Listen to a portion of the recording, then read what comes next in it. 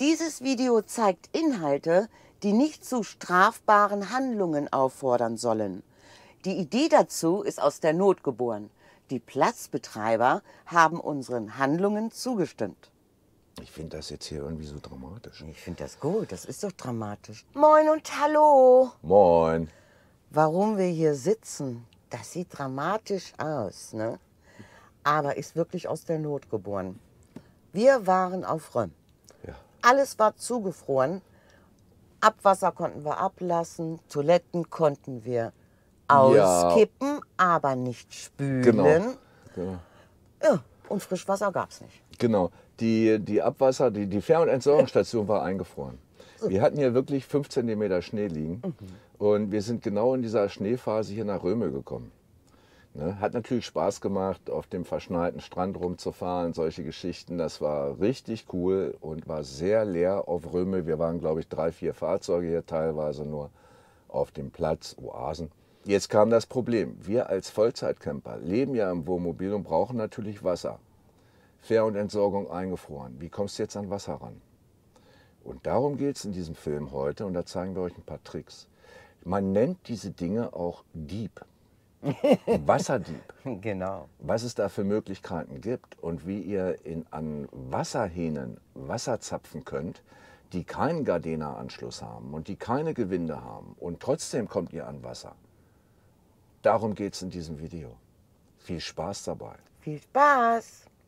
Wir lüften mal das Geheimnis. Nein, noch nicht. Ach, ich trinke auch erstmal einen Da Kaffee. fehlte doch noch was. Die Problemstellung ist ja nicht, einen Wasserhahn zu finden. Ne? Wenn die zu sind, sind die halt zu, kannst du dich nicht dran bedienen.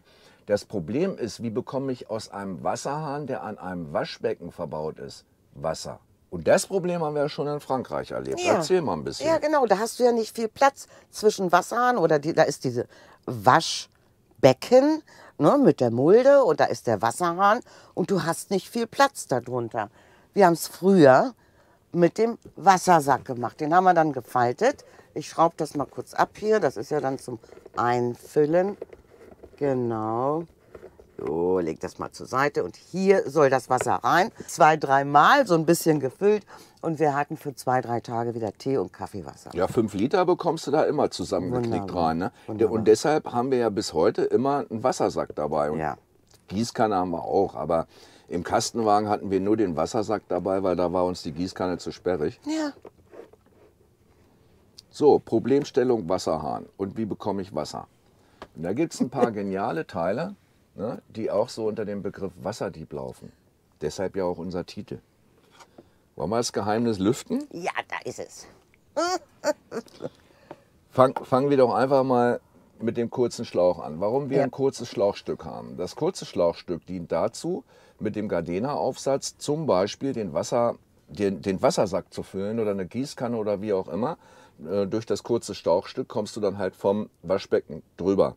Kannst auch länger nehmen, wie du willst. Und jetzt kommen wir zum Thema Wasserhahn. Den Gardena-Schlauch muss ich ja irgendwie an den Wasserhahn bekommen. Der hat aber keinen Gardena-Anschluss. Und dafür gibt es so geniale Teile. Dieses Teil zum Beispiel, das kannst du über den Wasserhahn, über den Auslauf drüber schieben.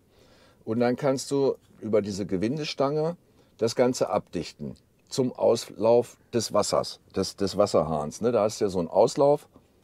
Stell dir das vor, du schiebst das da drüber und dann dichtet das Gummi, was hier drin ist, den Ausguss vom Hahn ab. Und hier unten kannst du schön ankoppeln mit dem Gardena-Schlauch. Das ist ein Teil. Bei uns haben sich diese Teile in den letzten 20 Jahren angesammelt. Ja. Wir haben einige davon. Der ganz klassische Wasserdieb, der sieht so aus. Den stülpst du über den Auslauf deines Wasserhahns und dann kannst du das mittels dieser Schraube festziehen, diese Gummitülle, abdichten zum Wasserhahn hin. Den benutzen wir, wenn der nicht funktioniert. Ne? Dann haben wir den. Bupp, hast wieder einen Anschluss für deinen Gardena-Schlauch. Und wenn jetzt diese Öffnung hier zu groß ist, weil dein Wasserhahn einen dünneren Durchmesser hat, dann haben wir den nächsten. Alles dabei. Das ist dann der. Ja, wie gesagt, hat sich über die Jahrzehnte Ja. angesammelt bei uns. Ja. Und das ist der kleine Bruder von dem größeren Wasserdieb. Der sieht dann so aus und hat einfach nur einen kleineren Durchmesser hier vorne für den Wasserhahn. Ne? Und wer jetzt ganz dreist ist, der schraubt dann eben mal beim Wasserhahn den Perlator ab.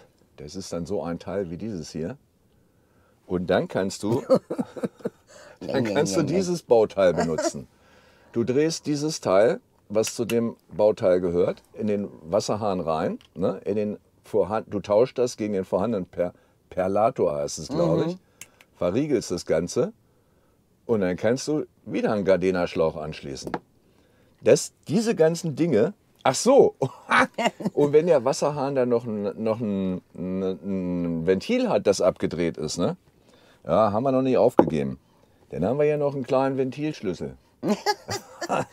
und mit dem Ventilschlüssel kannst du dann wieder das Wasser aufdrehen, ne, aus der Hauptleitung und kannst dann mit deinen weiteren Bauteilen, die du so zusammengesucht hast über die Jahre, dein Wasser auffüllen. Ja. Und das sind Dinge, gerade das Wasser ist für uns als Vollzeitcamper lebensnotwendig. Wir sind also notgedrungen gezwungen, uns da Wege zu suchen, an Wasser ranzukommen. Wir sind erst wieder auf die Idee gekommen, durch die Situation, als die Wasserhähne hier eingefroren waren. Wir haben ganz nett mit dem Platzbetreiber gequatscht. Der hat gesagt, meldet euch. Wir gehen dann ins Waschhaus und könnt dann ins Waschhaus gehen und euch da das Wasser holen. Und da sind wir wieder echt drauf gekommen. Weil früher in Frankreich hatten wir wirklich manchmal ein Problem, Wasser zu bekommen, weil ja alles abgebaut war. Ja. Und Tankstellen, gut, wir haben dann an Tankstellen auch schon mal gefragt, das ging auch sehr gut. Aber Bertel ist natürlich immer dabei. Also wie hast du das? Du hast gegoogelt unter Wasserdieb? Ja, das Schlagwort ist Wasserdieb. Ne? Also habe ich ja mehrmals benutzt, das Wort. Also Wasserdieb. Gebt im Internet, in irgendwelchen Online-Plattformen, Shops und so weiter, Amazon, wer auch immer, gebt einfach mal das Stichwort Wasserdieb ein. Den Suchbegriff Wasserdieb. Da gibt es ein Riesenangebot an Teilen.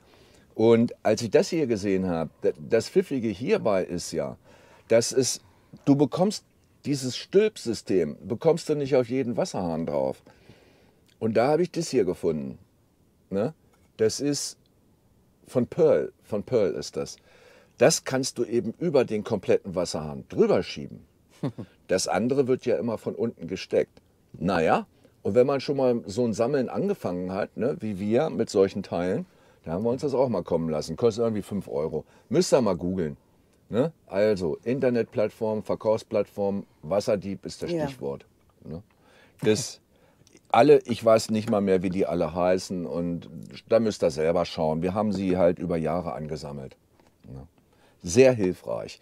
Und dazu muss man wohl nichts mehr sagen. Das sind immer diese Aufsätze für die verschiedenen Gewinde bei Wasserhähnen. Sowas haben wir natürlich auch. Ohne sowas geht es ja gar nicht. Das ist klar. Wie gesagt, Fragestellung war, was mache ich denn, wenn ich einen Wasserhahn habe und der hat eben kein Gewinde? Da brauche ich doch eine Lösung. Ja. Und die haben wir euch heute gezeigt. Genau. Hilfreich, ich habe ja ein Sammelsurium an Teilen. Wir haben sogar einen zweiten Wassertankdeckel, falls man den irgendwie mal vergisst, ne? Beim Wasser auffüllen. Haben wir noch einen Ersatztankdeckel. Hat sich alles so angesammelt im Laufe der Jahre. Und allein schon der Name Wasserdieb ist schon, finde ich, herrlich. Ne? Ja. Der Begriff. Ja, wir wollen nicht dazu aufrufen, wie kann ich am Stellplatz das Geld fürs Wassertanken sparen. Das ist gar nicht Sinn der Sache. Sinn der Sache ist, was mache ich denn, wenn ich kein Wasser bekomme? Ja. Das ist ja viel schlimmer.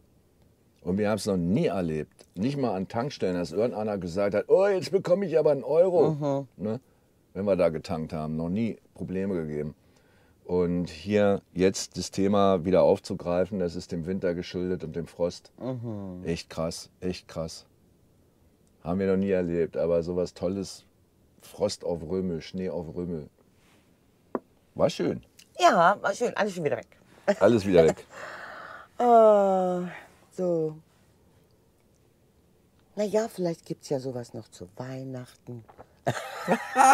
Nein, das ist ein Weihnachtsgeschenk. Kaufen. Kommt vor Weihnachten noch an. Kaufen. Nein, Blödsinn, das mache ich nicht. Nein, googelt selber. Wir stellen auch keine Links ein.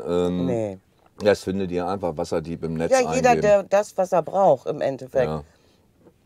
Schaut euch das an. Also uns hat es schon sehr viel geholfen, also sehr viel. Ja, einmal diese Hilfsmittel, Auf jeden um Fall. an Wasserhähnen jeglicher Art mit Ja. und ohne Gewinde auftanken zu können. Und zum anderen der Wassersack. Und der Wassersack, der begleitet uns jetzt nicht dieser, das ist schon der x-te. Ja, Aber einen Wassersack haben wir schon seit Ewigkeiten dabei. Immer. Immer. Immer. Immer. immer. Immer Ich mag dabei. sie lieber als Gießkanne. Ich weiß nicht warum. Das kommt halt drauf an. Geboren ist ja die Geschichte mit dem Wassersack. Unter anderem auch aufgrund der Platzverhältnisse in einem Kastenwagen. Und den kannst du halt falten. Genau, Gießkanne Ne? nimmt mehr Platz weg, ist sperriger. Es gibt auch Faltkanister, gibt es auch so viereckige, kannst du auch auch, zusammendrücken. stimmt. Die haben nur immer das Problem, irgendwann werden die undicht, ne? Weil du immer wieder auf der gleichen Stelle da den Kanister zusammendrückst, dann gibt es so Falten und irgendwann gehen die kaputt und Das ist verlieren hier Wasser. Ja. Der Knick. Kannst du aber auch mit dem Feuerzeug wieder ein bisschen anschmelzen Ja. oder mit Wärme und das Loch schließen. Ja, ich meine, im Sommer ist mir das eh egal, ob ich ein bisschen Wasser beim Tragen abbekomme. Das war's für heute zu dem Thema kriminelle Handlungen im Wohnmobil und illegale Wasserbeschaffung. Habt eine wunderbare Zeit Lasst es euch gut gehen und Wassermarsch. und wir sehen uns. Bis die Tage. Tschüss. Tschüss. Tschüssikowski. Tschüssi, tschüssi.